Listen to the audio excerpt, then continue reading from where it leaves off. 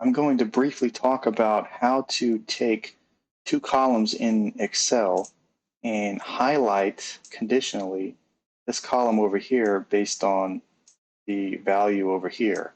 And so I have a bunch of numbers over here, and what this column is testing is if the one above it is the same as the one on the current line there.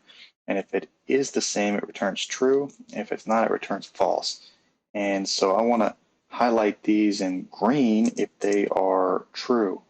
And so how I'm going to do that is I'm going to come up here to Conditional Formatting. I'm going to click on New Rule. Come down here to Use a Formula. I'm going to click on this right here.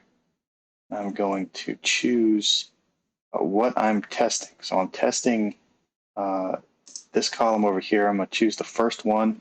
It's automatically going to lock these with the dollar signs. I want to get rid of that. So I'm going to hit, I'm just going to delete it there and hit X3.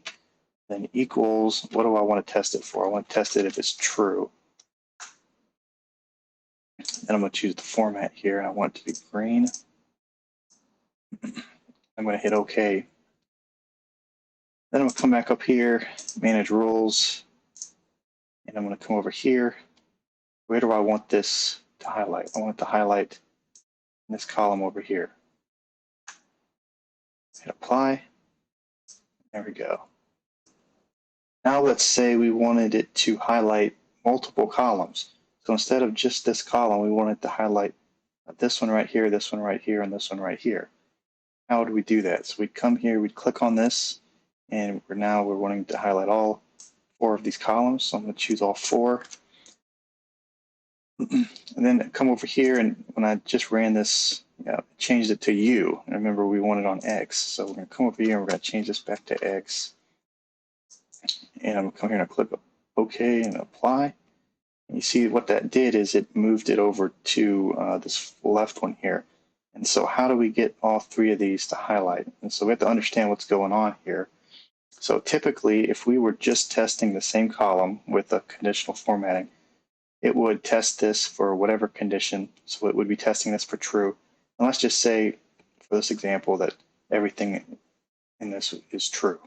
Okay, so it would test this for true. It would say yes, it would color it green and move on, test this, test this, test this. You come all the way to the bottom, and that'd be it. So it's doing the same thing, except instead of testing this column here, it's testing this over here and coloring these. And so when we have the 4 columns here, what it's doing is, typically if it was on the same one, it would run through all of these, then it'd come back up here and run through all of these, and come through and run through all of these. And it's doing that same thing, except over here, and it's starting on X, and it's finishing on column AA. So what we want this to do is we want it to come all the way down and test all of these. But then when it gets here, instead of coming back up and going to Y, we want it to stay on the X column.